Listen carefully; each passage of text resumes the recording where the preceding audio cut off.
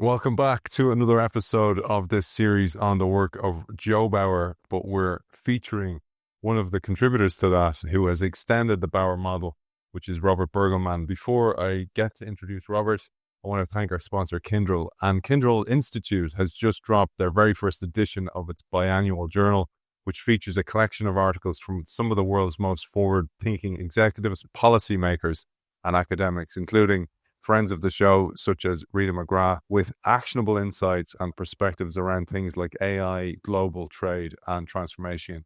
You can find the journal, and they have an app as well, and find out all about the Kindrel Institute at kindrel.com/institute on the App Store. Over to the inescapable dilemmas of organizational adaptation, and the author of this brilliant work. We welcome back Professor Robert Burgelman. Thank you very much, Aidan, for inviting me again.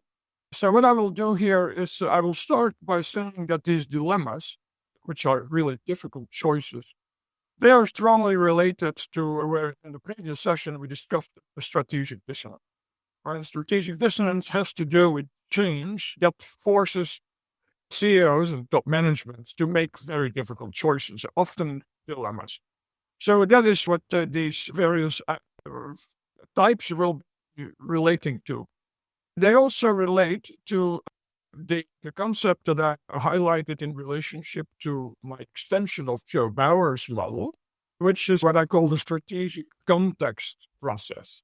Right? We showed in the previous session how the strategic context does not really exist for new businesses because we don't know what will work and what will not work. And so that led me to actually extend Joe's work because that had to do with resource allocation to existing strategic areas, whereas mine studied a new strategic area. So the first strategic context process had to do with how do you, in a way, almost retroactively rationalize at the top level these initiatives and thereby amend the corporate strategy. So that was one type of strategic context process. The other one had to do with the dissolution of the strategic context for an existing core business, which was at Intel, which was the memory business, for which the strategic context basically got dissolved over time, and a new strategic context emerged around the microprocessor or the logic business, which then became the microprocessor business, and which really it was the result of what Andy Grove once, I think, very well put. He said, in terms of the distinctive competence associated with that shift from one to the other, he said that, we had moved from a silicon-based distinctive competence in memory products to a distinctive competence in embedding design architectures in logic products. That's a brilliant way of trying to understand why did this actually happen at the fundamental level of competence of the organization. So that's the second area, that is dissolution of a core business strategic context. Then the third one we also briefly highlighted was then what I call emaciation of impediment of the strategic context, simply because your core business is so powerful.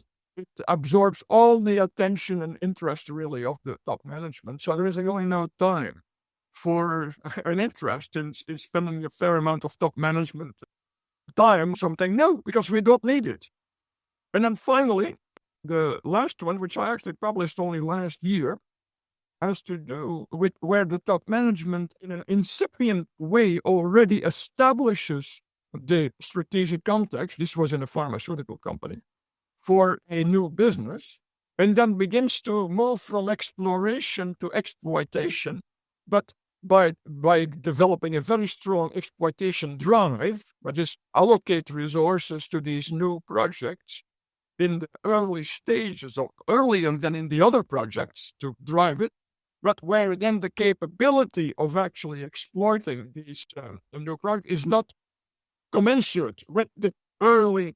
And so I call that where you have the fizzling out, if you want, of an incipient, proactively established strategic context, but the company simply can't do it, and eventually it just fizzles out. And we're back to where we were before, in spite of all these investments. So these are the 4 types of strategic context processes that I was able to get to because I extended Joe's model, and that each time also I have associated with them a certain way and degree of strategic dissonance. And so at the end of the session, if I may, I will actually then try to sort of summarize, but how do you deal with these things from a strategic leadership perspective? Strategic context is such an important thing to highlight, and it's something Clark Gilbert brought up where, if you remember, he was talking about how he had a challenge of the shift from analog media to digital media, and one of his top salespeople who was wedded to the idea that they shouldn't put much resources towards digital, and the old adage was analog dollars to digital dimes. And the reason I'm bringing this up is yesterday I was speaking to Gary Hamel, and we were talking about his book Humanocracy, but I told him I was speaking to you, and he's great respect for your work as well. And he said about Intel and the shift and the miss of the mobile chips when Apple asked them to make the mobile chips. And he said that this is also a contextual problem in that you can't see that the volume will be much more, but the margin will be much less. And it's that understanding of that context shift is so important as well. And Clark said the same. He said, when you had a laggard in the old model, in the analog world, who was right in that context, that he had to make him successful in a new context. So there's a psychological context shift to make people successful in the new context. But also then, say finance, like to Gary Hamel's point, I have to tell finance that, yes, the margin on the chip for the iPhone is way less, but there's going to be way more mobile phones than there is going to be PCs or laptops. And I just wanted to share that to make sure that I have that right, or you might comment and put it into your parlance of what that means strategically. Yes, so I will make 2 comments and later come back. So first, with Clark Gilbert's work, the one thing that I took away from it and that will forever stay with me is actually the following duality, right? And now he speaks better about his own work than I, but I may be wrong, but that's at least what even if I'm wrong, it's still a lesson for me. And so he was examining these, I think, these newspapers and so forth that had to deal with digital. And so the powerful insight that he had, to my mind, was dependent on how this new area of digital publication was defined, as an opportunity or as a threat. If it was defined by the publisher as an opportunity, no possibility, they would give that opportunity a lot of strategic leeway, but few resources. On the other hand, the other guys who defined it as a threat, they would give a lot of resources but no strategic leeway. That's powerful. And that speaks directly again to the strategic context determination process, because in the first one, yes, we let you define the strategic context, but you get no resources. In the other one, we give you resources, but no way to change the strategic context. Just to add to that, one of the sayings Gary Hamel has is that in that context, if you have a bird in the hand, you actually need like 100 birds in the bush to pull people away from the inertia of the present. Yes. And that's the difficulty. Yes, it is. And so then the second point, which I will then come back to, because that's something I discovered after I had actually written in the chapter that we have been discussing about disruption, is that there is disruption from below, which Clay was the master of. But there is also disruption from above. And that is in some ways far more difficult, and I will explain later why that is. In fact, I'm still writing about that. But so that is the iPhone was a problem for Intel in terms of going for it, and we explained that before.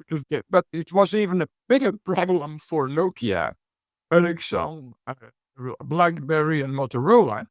And since I have already spoken about that in one of the previous sessions, and so now we and Grove and I thought that Apple would become an incumbent and a successful one in that mobile communication space.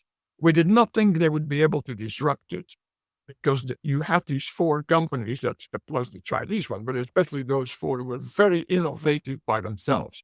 And so now I have begun to try to explain why were Grove and I wrong in thinking that there would not be a disruption. And I've actually identified several aspects that I think help understand that. So we can perhaps come back to that later, because that's something I have just the last few years been able to resolve. Good news on that point as well, that Robert has agreed to come back and do a series on his own work. I have in my hand here a couple of his books. This book is a cracker for anybody working as a corporate entrepreneur inside corporate innovation. It's like I mentioned it's like snakes and ladders of how to politicize your idea to get it over the line, or at least give it the best chance possible. I have also here in my hand Becoming Hewlett-Packard.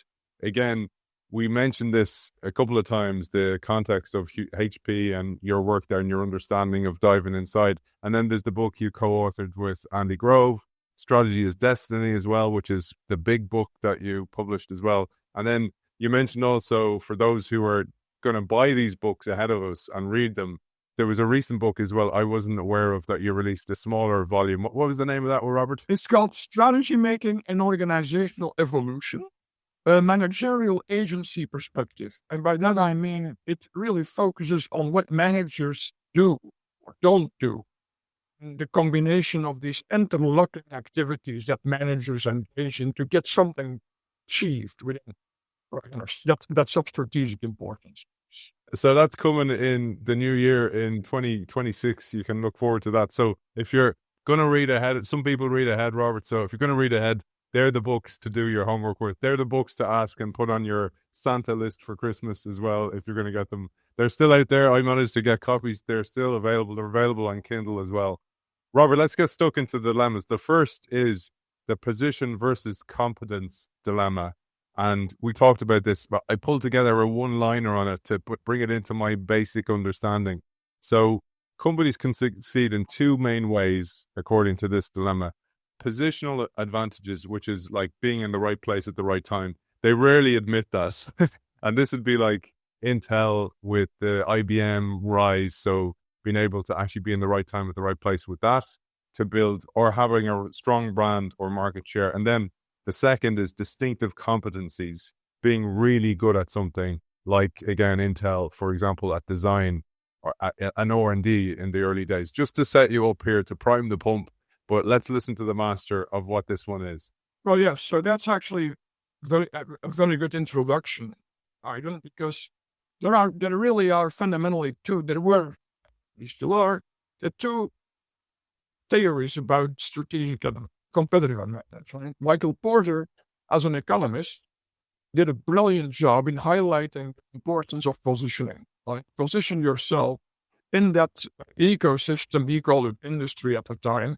You position yourself in that industry, and you try to have strong bargaining power with all the parties that you will have to deal with, customers, suppliers, and so forth.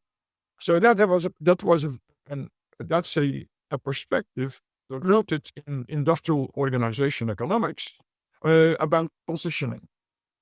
The other theory was basically developed by Prahalat and Hamel with the notion of the core competence of the organization. So there the theory is, well, your competitive advantage depends on your competencies. In some ways, and so today what we speak about the dynamic capabilities and that sort of thing as the foundation. What I try to do in my work, and that's what we show the strategy diamond in one of the sessions, is that you need to think about them together, right? Because you can occupy a position in the ecosystem that is relatively unique, because you do have competences that allow you to do the things necessary to occupy that position. Those competences also allow you to defend it and to leverage it to do more. So that the theoretical framework, this embedded the strategy diamond, is that you need both. You need to combine position and competence together. That's the fundamental idea of the strategy diamond. Right? So integrates two fundamental theories of strategy, the one that get developed by Michael Porter and the one then that was developed basically by Burgelman and Hamel, who I should say really, and this is often overlooked, the core competence argument is kind of a technical art. But there is a deeper, more, even more fundamental aspect to this, which was highlighted by Philip Selznick in his little book called Leadership in Administration, 1957, which is one of the most fundamental, brilliant books ever written about institutional leadership. He makes the distinction to go from organizational leadership to institutional leadership, which means that's an organization that is rated in a very deep competence and the associated values that allow it to do things for the long term in certain ways, in particular ways that are relatively unique. So actually, I like the Selznick book a lot because of that foundation. Well, like Andy Grove had said, our distinctive competence had changed from being strong in memory products to actually becoming strong in embedding like computer architectures in logic products. That's a fundamental, very deep, if you want, distinctive competence that set the company apart from all others. So that's basically, if you want, the foundation on which I have now will develop the dilemma, if I might do it. So a dilemma is a difficult choice. And it is also one that usually rises because of forces in the situation. You haven't really fully grasped where this was leading you. And so now we have to deal with it. So in the case of Intel, Intel faced a competency trap in the DRAM business. Why? Because what they were doing is in 4 generations, actually, in the 16K, that was like the second, you got 1K, 4K, then 16K. They were the leader, and they already came up with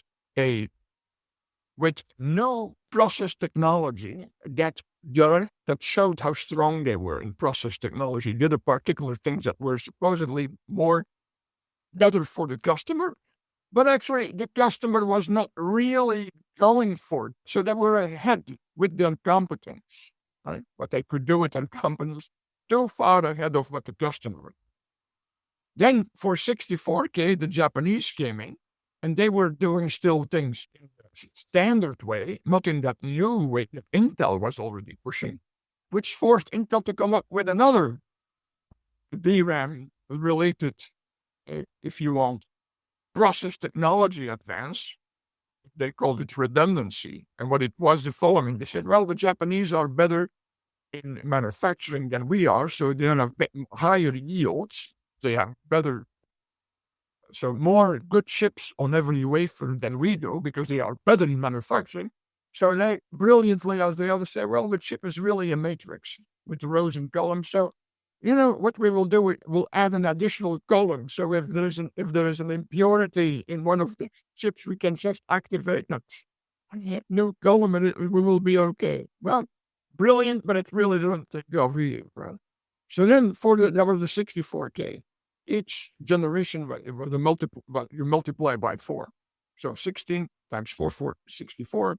Then for the next generation, they came up with a very important and lasting innovation, which is called CMOS, complementary metal oxide semiconductor CMOS, which still today is very. But again, they were too early. Then finally, they came up with one more of these things. But by that time, the market share had dwindled to about 4% or something like that. So they faced a competency trap. Right? They couldn't compete really with the Japanese on manufacturing, but they were extraordinarily strong in material science and process technology. And so they used their competency in that particular competency, but it became a trap because it didn't do the math.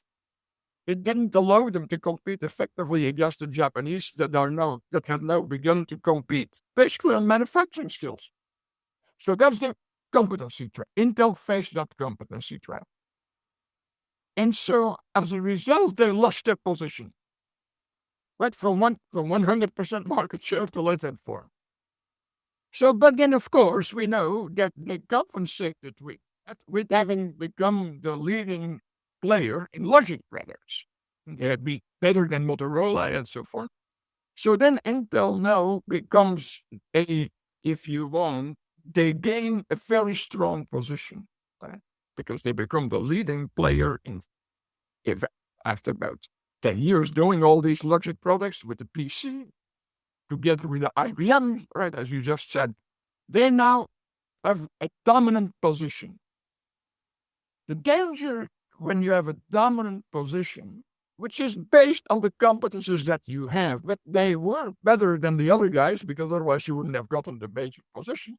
But now, over time, you tend to spend more strategic emphasis on maintaining your position as on, but is the competency base still the same or other than other guys who are beginning to do things differently? And so Intel got basically stuck with a position in microprocessors for PCs. That's why they couldn't really do the one for mobile, because in mobile, ARM came out, right? The ARM microprocessor based in Cambridge, where at least the R&D is done around Cambridge University. And the ARM processor, so there were two key elements in microprocessor performance. One was speed, but the other was power consumption. And so Intel is the master in speed, but at very high power consumption. In fact, when Pat Gelsinger was the CTO, I remember that in the early 2000s, he said that the Intel, the next microprocessor, the next Pentium generation, it will generate more heat than the sun. It was a metaphor a bit, but he was saying we can't continue to do that. But so Intel, because of their competency and the position that they had, because people were expecting faster compute, they did not really realize the importance of power consumption, which became very important for the mobile devices. That's in part why they could really never get there, right? And then even later, of course, they missed out on AI and the graphical. So it is an example, I will use Intel, of a position trap. You are the king of that world, but there may be some revolutionaries. The AI one's interesting because they had an opportunity to buy NVIDIA in the early days. Sure. And I wondered, were you aware of that with the leadership team? And because of the heat, say, in the mobile phones, the early mobile phones, people's phones used to go on fire. You still hear it in the plane. You know, when you get on the plane, it's like, if your phone's overheating, let us know. So this was a problem. But then to your point about the energy consumption, we know in AI, for example, that's a huge, huge problem, the energy consumption of AI. And maybe, because I'm sure people, maybe that thought is bumped into their heads and they're going, why didn't Aidan ask Robert about that? Well, you see, AI is different from the power consumption. That's important too. But so, what is the logic of Moore's law? Moore's law is like a steamroller, which means because you reduce the line width, there is more room to put things on a chip than before. So Intel, I guess, when they saw NVIDIA doing things for games, they go, well, yes, graphical capability is important too, but we can incorporate that through Moore's law into our CPUs. Or a chip that is quickly connected to it. So Moore's law became a trap, let's say.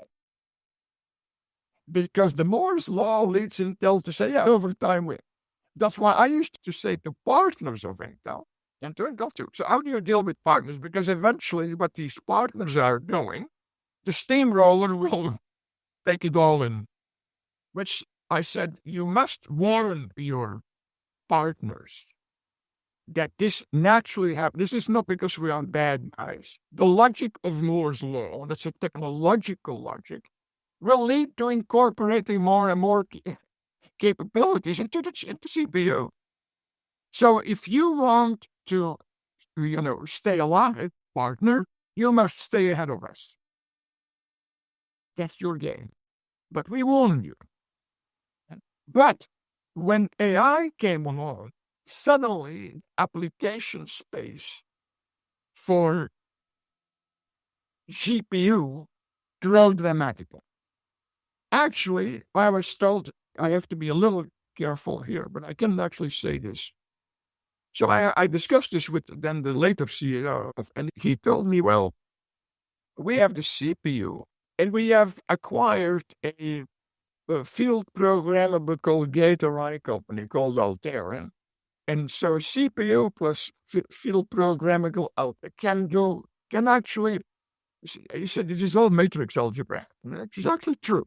But he said, we can, with the combination of those two, deal with algorithms that are less well defined. Whereas NVIDIA must deal with very well defined algorithms. So I went with my colleagues from Stanford once to that's why I can list this story, otherwise I would not tell it. I went to NVIDIA with my colleagues, and so I asked Jensen this. I said, Jensen, at Intel, they believe that when you combine the CPU with FGPA, that you can actually deal with a broader range of algorithms than you guys. Is that true? And you know what he said? He said, yes, it's true. But he said, there are not enough software developers. And Intel is not a software company. So they probably didn't really fully grasp. It's a little bit like the Nokia shift. Yes, and later I will come that, because you see, this is not because these players are stupid.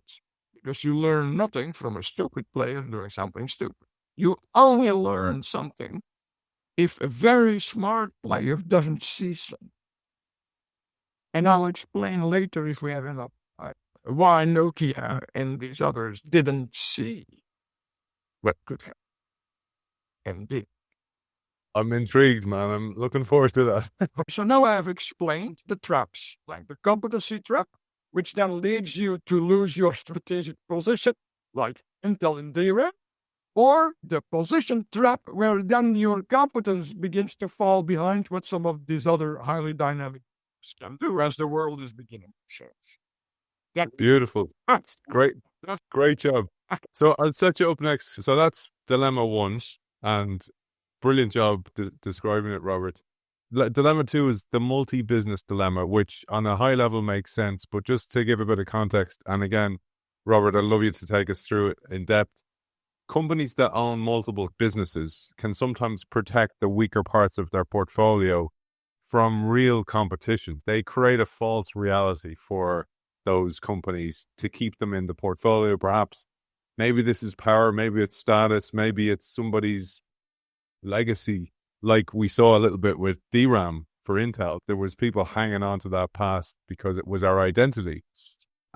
While that may seem like a good short-term move, it can weaken the whole company over time. And that is the key message of this one. But I'd love you to tell us through your lenses. So, remember from our previous discussion, it took about 3 to 4 years for the top management of Intel to realize that they're no longer a memory company.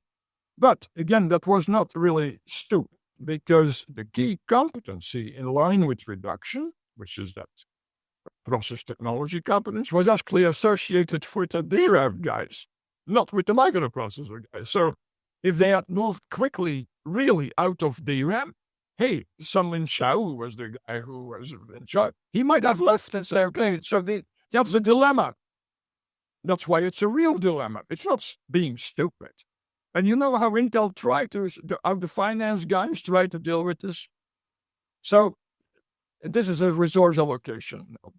So remember, we said when there is constrained capacity, who gets the capacity? So the memory guys could still make some strategic reasons for why we should stay the memory business. I just said the other guys were the top ones for the critical competence, which is language reduction.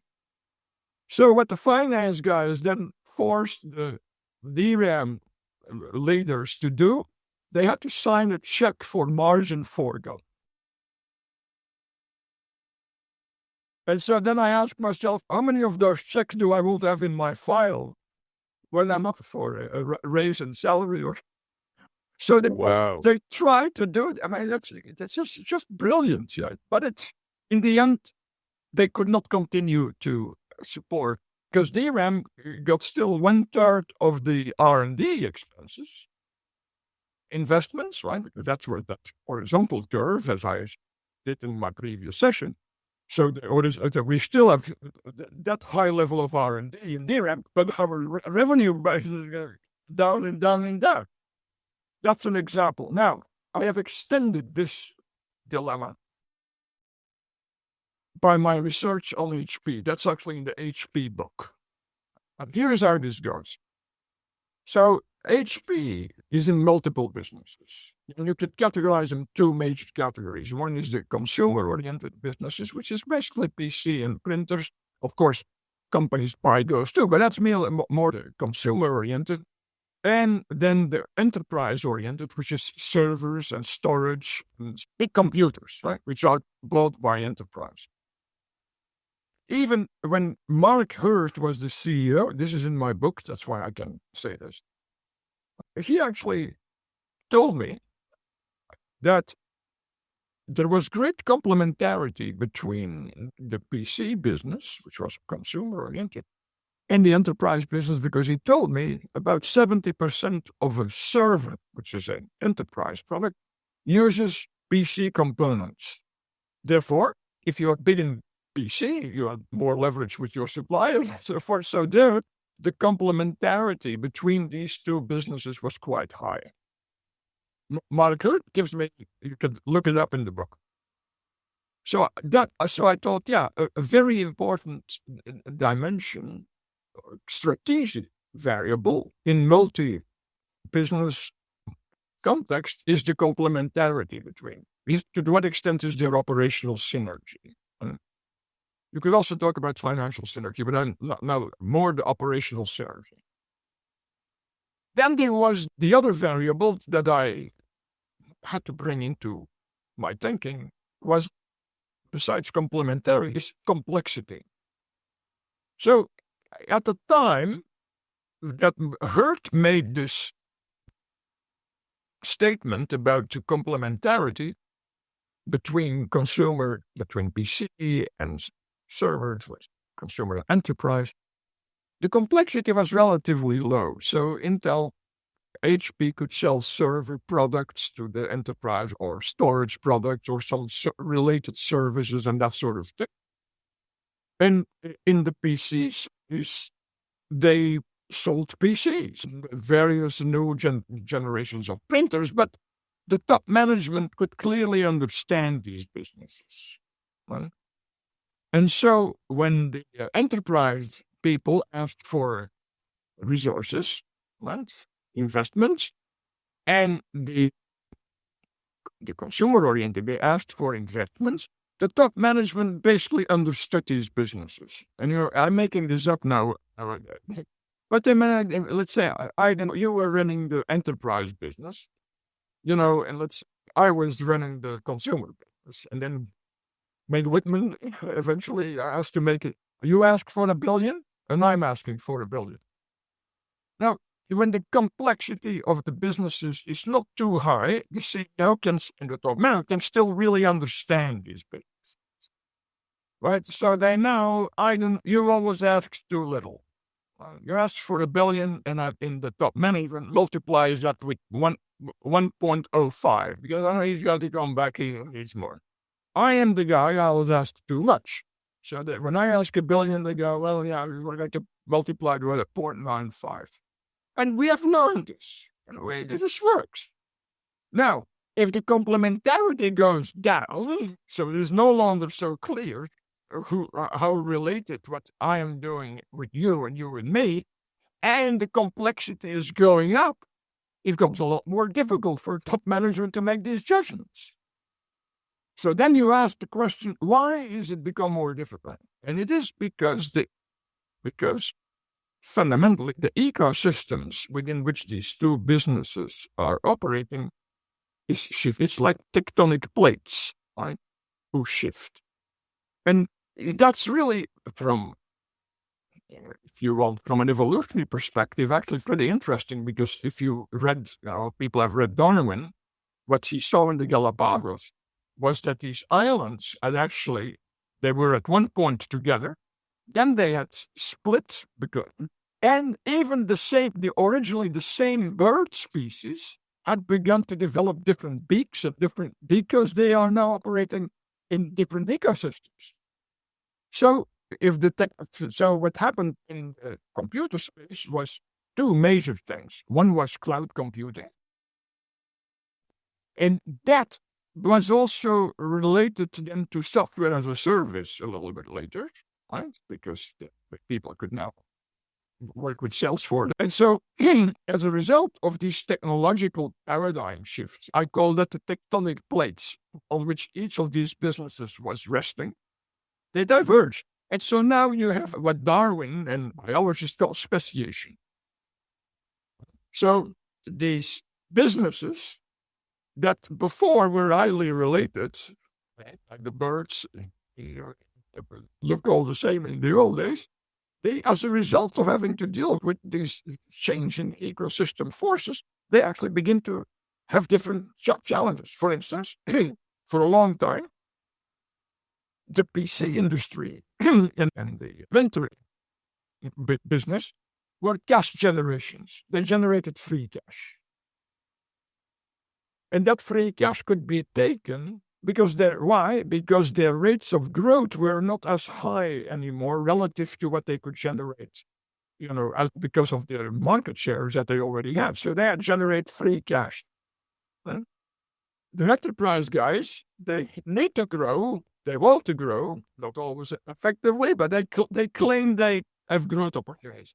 So for a long time, in fact, Whitney even did that for a while. Take cash from the PC and printer and put it into the enterprise.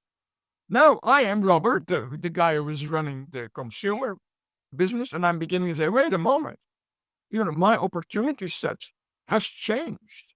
I have more, but COVID actually was a big force in that too. But so I face big growth opportunities, much bigger than before. Why would I give my cash, which is no longer free, to? So you begin to see dynamics that happen because the technological context changes dramatically, and the businesses themselves begin to change, like the birds on the different Galapagos Islands. And at some point, the top man, and actually that's how I give very high marks to Meg Whitman for having done that, because she went from better together, that meant high complementarity, low complexity, to actually much lower complementarity and much higher complexity. So we go from better together to let's split the company. So these are by the way, not everybody, of course, immediately was going to be, that's really the right thing to do. That's why it's strategic dissonance within the organization. And ultimately, the CEO has to determine that. So this is where I think we have a rich topic, really. And it goes in cycles. That's why you could probably see that there is periods in which there is a lot of diversification and business. And now, the last 5 years or so, we see split. Just Time Warner is also splitting.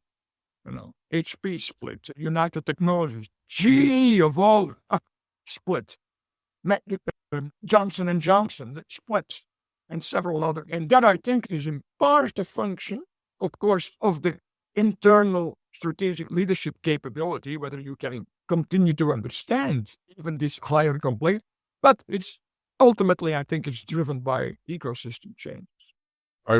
Thanks to you, I read that organizational ecology book by Hannon and Freeman that you recommended.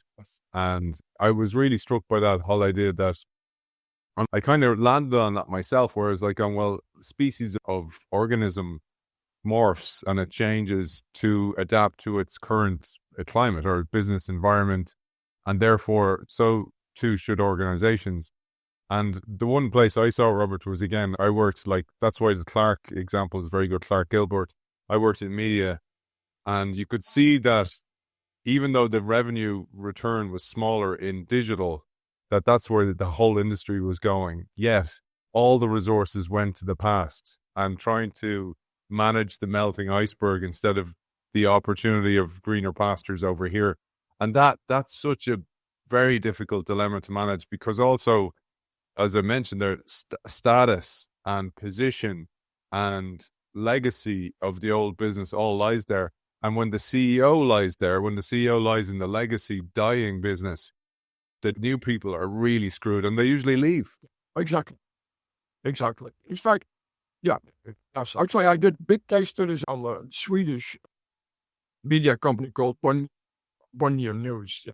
And so I may already have mentioned that, but that CEO, Anders Ericsson, is a really brilliant guy, because what he did, he realized that there was still a large number of readers, older probably like me, who still wanted print, but print is on the decline. And so rather than some of them immediately went out of the printing, he realized, no, we still need print, but I am going to impose efficiency on print. In other words, Aidan, you are not going to stop your printing operations, but you're going to have to make them break even at least. So what you will have to bring the costs down if you otherwise I'll have to shut it up. I'll have to stop it, but I give you a chance to show how we continue to do things that some of a large customer, and by the way, these are all pay a lot, we make a fair amount of money out of that one rather than out of the digital one. But you must be viable. That is the. So anyway, I'm going too far now in this, but this is how the really outstanding CEOs are able to do this. And they go, yes, we still need the print, but print must be viable. You are the guy who runs the print. Show me how you're going to do that. And if you can't, then maybe we have to get out of it. There's a key line in that section. We're still on 2, by the way. Dilemma 2. Yeah, and you said that a biased CEO must not interfere with the autonomy of middle managers in allocating resources to projects. Now, that is so difficult. If that CEO is biased towards the past, or their own legacy, or their own status, or how they got to the CEO position was from the past products. And I just thought we'd shine a light on that one, because this is probably one of the biggest difficulties for a CEO. Yes, it is. Actually, even in Intel, Gordon Moore will probably admit that to what I called it emotional attachment. And emotional attachment is not bad per se. It can become bad because it's got to have, but that is because eventually becomes because for instance, one of the things that Gordon said, well, we stay in DRAM because it's our technology driver. And the reason for that was, of course, in part the line width, but also because DRAM was still the highest volume product. Now, in manufacturing, if you know something about the learning curve in manufacturing, unit cost is a function of volume, but not scale. It's the number of times that you have done this. So it's another word that I just explained now. It's scale, but not scale like bigger machines. It's the number of times that you have done some. That is the scale, because that is what teaches you how to improve. And so that for a while, at Intel, there was the belief that we learn from our large volume DRAM manufacturing things that are important for other products as well. The problem with that argument was that Intel now was down to 4% market share, whereas Hitachi had 15% market share. So then you ask, what is the cumulative? It's cumulative volume. It's the term cumulative volume, right? Then you go, wait a moment. Then the learning curve of Hitachi is probably a lot steeper than the learning curve of Intel. And then, of course, the brilliant guy at Intel said, well, that's true, but I'll use better statistical techniques. It probably was in part correct. You see, man, I could stay on this forward. It's very difficult. So the next one then is, and this is your term, co-evolutionary lock-in dilemma. So this is exploit versus explore. I'll just give a bit of context to link it back to the previous chapter that we talked about as well. And I wrote about this, and Robert kindly checked it to make sure it was accurate. This idea of target fixation, that you're so fixed on a strategic direction that you miss changes in the environment, or you make those choices, you make the resource allocation process directed on where you're going. And you say here, Andy Grove's ability to vectorize everybody at Intel in the same direction led to quick convergence of individual beliefs. So away from DRAM towards microprocessor. This is strategic initiatives and the organizational code or their corporate strategy. Intel experienced a reasonable amount of turnover, and I thought this was a key point, because low individual performers were systematically replaced, but in doing so also made sure that the socialization of new employees to Intel's organizational code was rapid, but they were institutionalized with the new context of microprocessor is king. And I thought about that.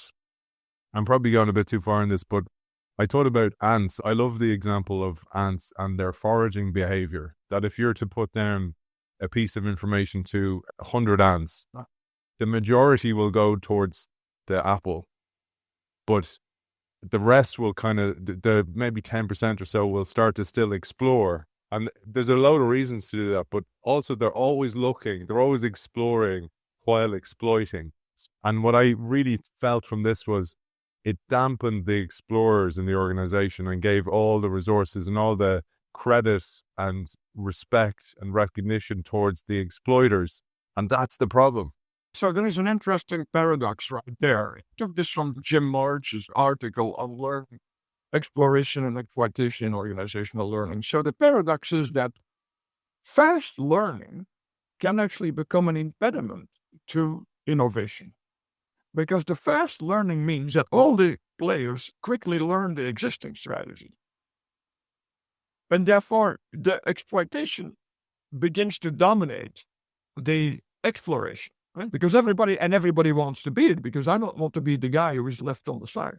And so that actually leads also back to the other dilemma that I have highlighted, which is the narrow business strategy, which is actually, we can talk about it for a moment now.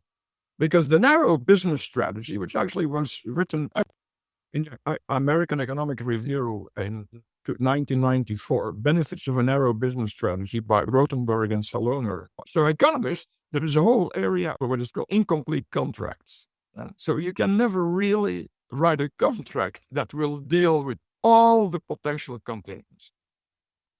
And so one of the things that the narrow business strategy does is it sends clear signals to what the top management will support. Therefore, it means that if I'm in the context of a narrow business strategy, I will be willing to go for innovations that are related to that strategy. Because I know the company, that's what they do. Whereas if it's unclear or if it's a very broad strategy, then I'm not so sure whether I should really try to do something new, because, God knows they say, no, that's not what we want. Whenever the strategy is narrow and clear, they go, yeah, you now know what type of innovations that we will support. So that's a powerful argument, actually. And it did happen at Intel, as I mentioned last time, because you could do things on the side, but don't get in front of the train. So that is actually an idea of March, which I think was a new insight. That is that fast learning is not necessarily good for innovation.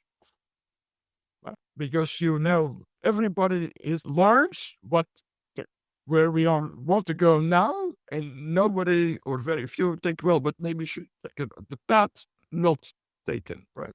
The listener of this show, Robert, you probably guessed, are the people who kind of go, I don't think this is the right way. And don't have, certainly for me, one of the reasons I started doing the show was I didn't have the language. I didn't have the variation of experts to point to and go, look, this has happened here, etc. And it's so difficult. And, it's one of the reasons I think this book is so important as well to our audience. I'm holding up here for just people listening, Inside Corporate Innovation, because they leave because nobody's listening to them. Nobody's giving them any recognition. They're like Cassandras, like Andy Grove would say. And we know how badly it ended for Cassandra. Exactly. Yes. Next one then is a nice segue to the insufficient variation dilemma. And I mean, that speaks to itself. The environment changes, but they don't have the skill set or the mindset to be able to take advantage of new opportunities. They don't have the right beak. Yes. So that is especially true. Very fast moving technological spaces, right? Where you can have new ideas, but even though you have a lot of autonomous initiatives, the rate at which you can generate those is not commensurate with the rate at which they are generated outside of your organization. For instance, through the venture capital.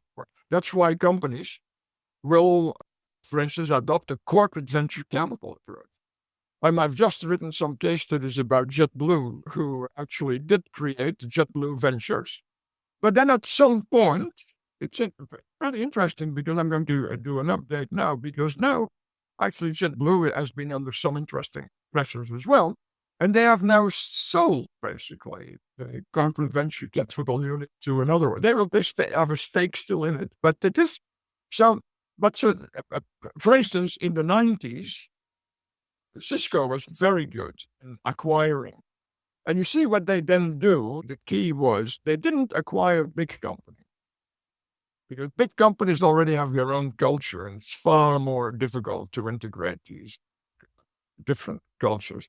But they were trying to understand who in the space, which venture capital is basically supporting a multitude of new ventures, which ones are likely to become leaders, and then we acquire those, if we can, before they have become actually big, because then they have their own culture and so forth. So that was actually a very good model. I think today, the same thing is happening with AI. Right? There are so many AI initiatives and models and directions. Look at Microsoft and Google. They could not sufficiently generate themselves all the variations that potentially will be important for building a new strategic factor, if you want, in that space. And so then they have to acquire. They have to look around and acquire and develop a competency in actually determining who is likely to be on the winning side for them. Yeah, so that is also a cyclical thing, because that is why in Autodesk, which I have got case studies on, the CEO before Anagnost, he let the 1,000 flowers grow. Why? Because the technology spaces were open-ended, just like Intel when Gordon Moore was the CEO. And that we don't really know what all the opportunities are. So then when Anagnost came in, he realized that space with software as a service, which is the big transition, that has already narrowed, and so I can now focus more a little bit like Grove. But now, with AI, it has to open it up again. So it goes through cycles. That's such an important point for the type of leader you need at certain points in the life cycle. That's exactly right. That's right. And Intel did that. Okay, I'm not going to say too much, but they did that very well with Robert Noyce and then Gordon Moore and then Grove and then Craig Bennett still. Then afterwards, I think it became more difficult. And Robert, in today, so that's for our audience today. One of the things that often comes up for me is that when I'm working with companies, I will say you need to have a hand in new opportunities. It doesn't mean you need to bet the farm. You can do small investments in these, get a position in the companies, and it's as much to learn from them as it is to succeed in them because of the capabilities problem of waning capabilities.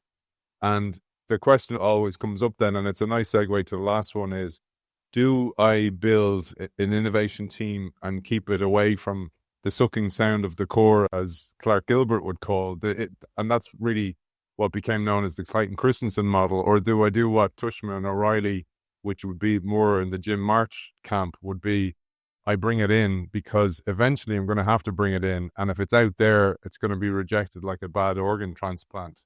And I wondered what your thoughts were on that. Is it contextual? Yeah, so actually, Gaurav and I, we did write an article in the Strategic Management Journal, an academic article in 2007, which is called Let Chaos Reign, then reigning chaos. That was the line that drove at developing relationship to my blue and green model, the induced and autonomous. But I changed it a little. I said, let chaos reign, then reigning chaos repeatedly.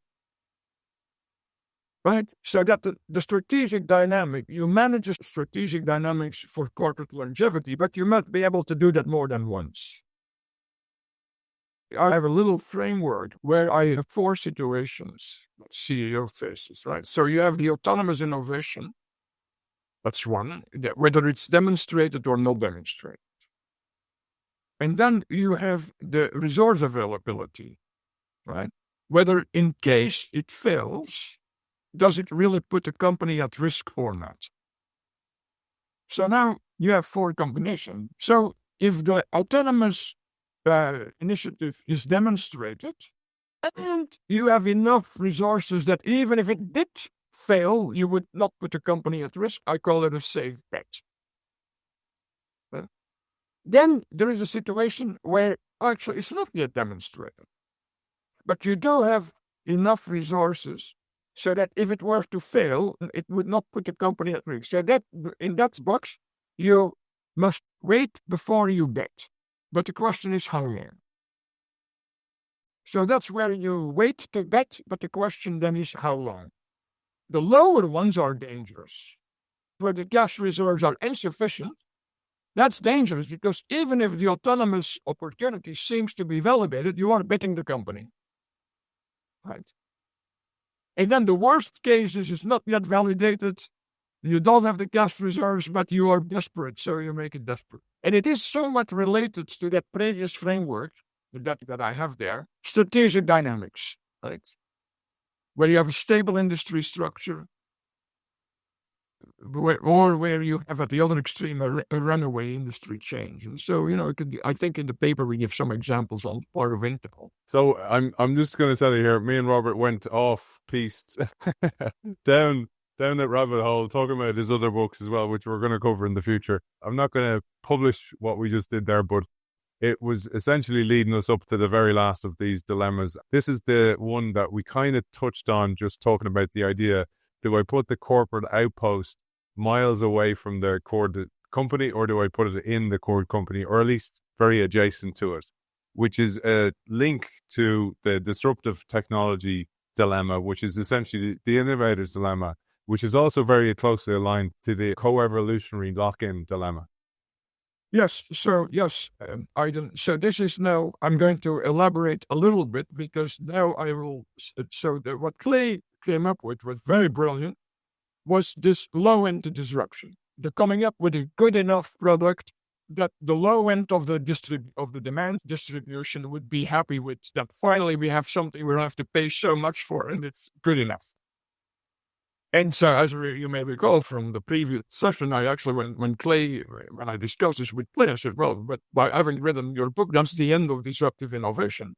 Which CEO is still going to give up on the low end if he knows, or she knows, that the next step will be they'll take another segment of it. So that's low end. But what Clay did not really write about, and nobody did, was the disruption can happen on the high end.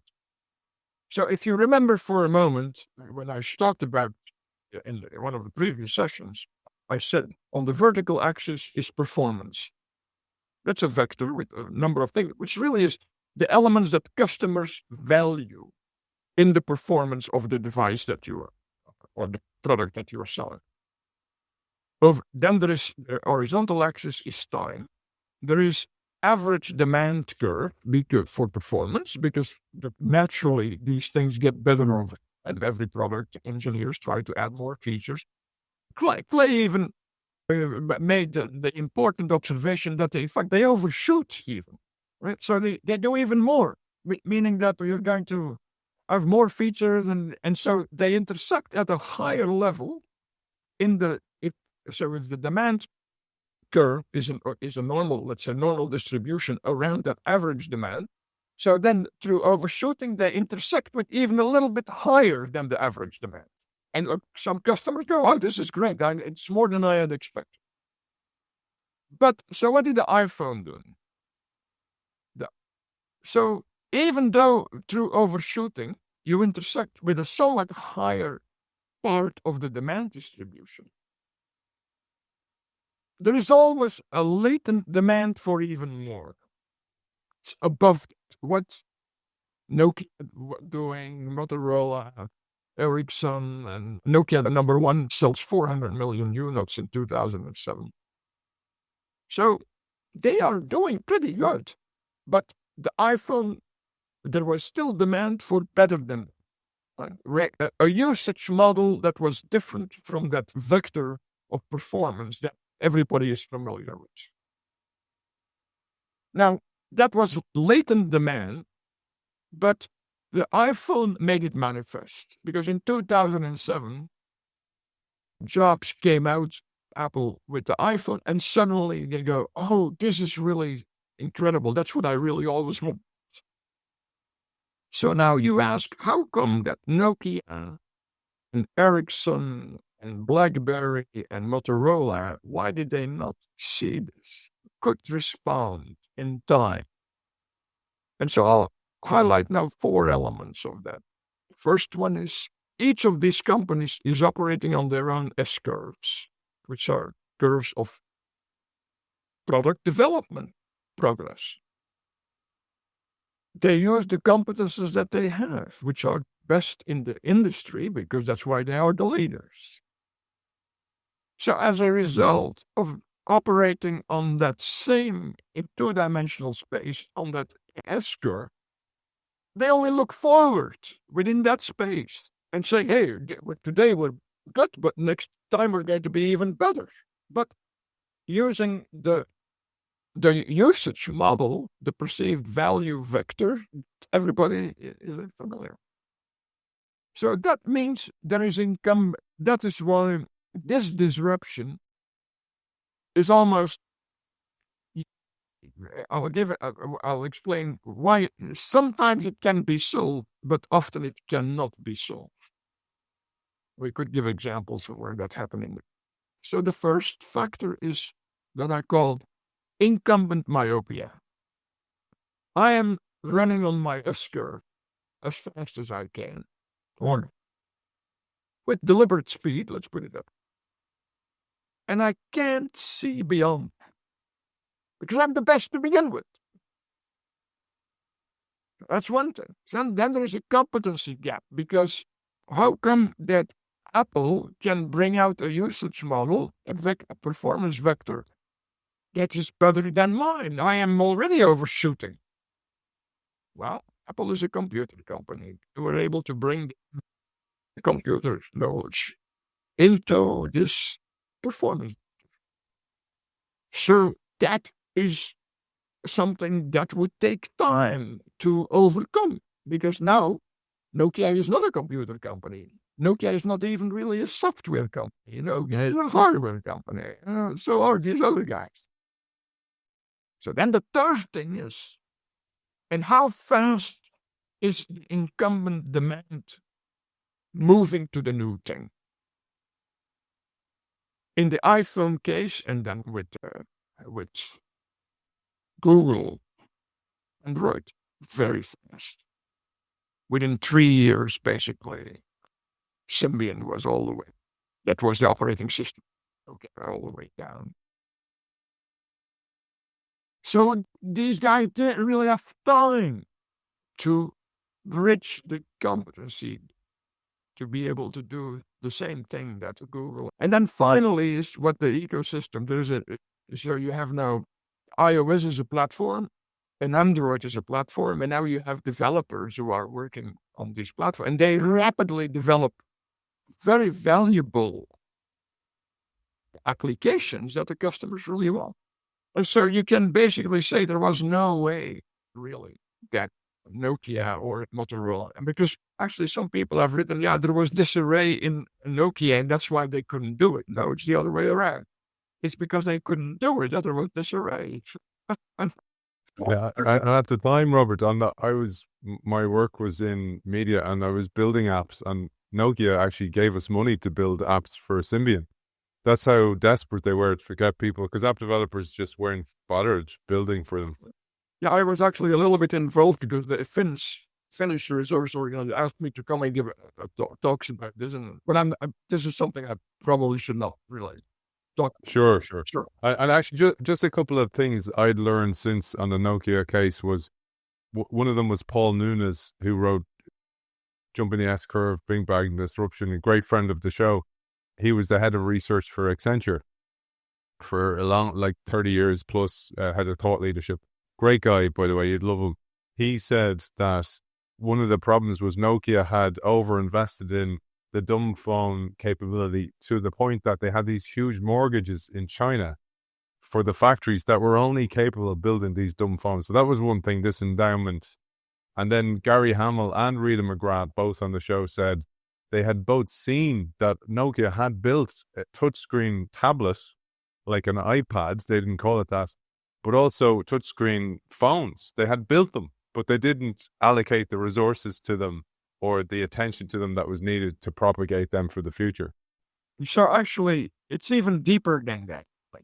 Because BlackBerry also developed a touchscreen, but it did not offer the touchscreen experience. That's the difference. Because they did not have the computing technologies, like the operating system and so forth, the GPU that actually Apple already had.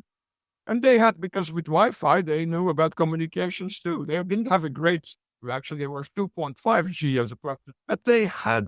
So these other guys, yes, they developed touchscreens, but not the touchscreen experience.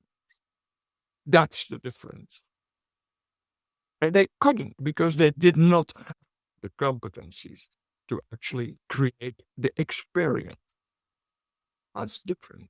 And that is, in a way, that's why I think this is just like with Kodak, losing to the digital camera. Those are situations where, unless there is enough time, because so now I apply this to electric vehicles. And so there, the time of adoption is much slower. So maybe they have time to develop these competencies, which Nokia and the other three major ones did not have. That point about time, again, Paul Nunes talks about this. He said that the distribution of technology curve, the Everett Rogers curve, has become so consolidated now. He calls it the shark fin. It goes like this, and it rises and falls as quick. Yeah. And one of the problems being that you could actually, though, think you're very successful and then overinvest in the product, and then nobody wants it anymore by the time you've geared up and created your factory and hired all these people, and now it's moved on. And it could be because somebody did a post on social media or an influencer got behind your product or something like that. He talks, for the example, but an apparel company, American Giant, actually, as the big example. And then the thing I think about as well is the S-curve is also verticalizing, that in an AI world where things are more virtual and less physical, or digital and less physical, that the technology can come very, very quickly and your capabilities can disappear very, very fast. And, it's one of the reasons I think that in society today, it's so important for people to realize that and continually learn how to learn and unlearn as well. As one of these problems with the dilemma is, like, I can be an expert, but not for long, perhaps. Yes, correct. I agree with that. I don't have the solutions, but so this brings us back to what strategic leadership is really about. And so there you could say it really depends on your ability to engage with people that are maybe having different ideas than the ones you have, and being able to separate signal from noise. That is really how do you as a CEO dealing with a strategic inflection point, with strategic dissonance that is triggered by this strategic inflection point, how do you basically resolve that? That's strategic leadership. That's what I have been talking about. Let's put it that way. You still work with leaders all the time. And one of the things we said before we came on air is it's not that you're saying things that are cheeky or anything like that. It's more that you're saying them through a different lens with no baggage. You've no emotional baggage to their context. And so few leaders hear the truth, unvarnished truth, that they so necessarily need to hear. Yes, that's actually right. And I think Andy was aware that everybody is subject to that force of emotional attachment and so forth. But he was trying, at least, always to disengage from that and take as an objective, if you want, and data-based assessment of the situation that you could possibly do. But that means you have to listen also. Just that piece about Andy and having you as a mate, having you as a friend in his ear all the time. And, the famous story about Clay Christensen coming and he goes, I heard about your book. You've got 5 minutes. Tell us about it. and Clay pushed back and said, I'm not going to tell you what to do with your business, but I can tell you the lens so you can see through the lens of the theory and then you make your own decisions because you know your business best. And I wondered, were you around that time? Were you in that meeting? Because he brought him into Intel. So it's interesting because Andy actually, while he was very aware of Clay, required Intel to develop a low-end microprocessor. Actually, I was once in a meeting where he was talking to his top executives, and so that I will probably not bring up here about this. They did. But the irony is that actually the threat did not come from below. It came from MD high. And for the reason that I have just said, that they had a position trap, which led them to not pay attention so much, even to who could, or Andy would say, yeah, the low end is something that we are not good at. And he's correct, but the threat didn't come really from. It came actually, AMD came up with a new processor that actually challenged them for a while, at least on the high. So yes, so therefore, nobody has the complete answer. That ain't that the truth for life. And so I also, I was said, look, he said, everybody calls everything a disruptive technology. So what does it really mean? It becomes a buzzword.